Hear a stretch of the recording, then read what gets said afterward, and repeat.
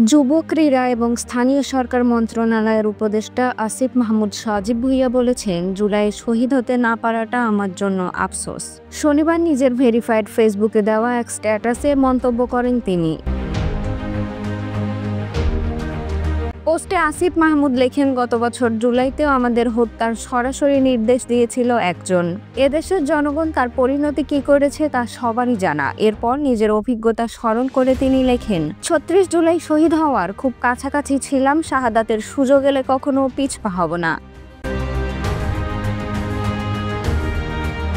স্ট্যাটাসে তিনি জুলাই মাসকে প্রতিরোধ ও আত্মত্যাগের মাস হিসেবে বর্ণনা করে বলেন, জুলাই এদেশের লক্ষ কোটি বিপ্লবীর জন্ম দিয়েছে।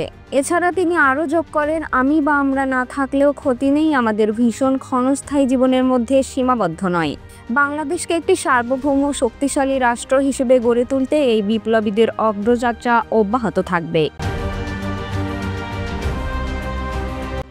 ডেস্ক রিপোর্ট, প্রতিফলন।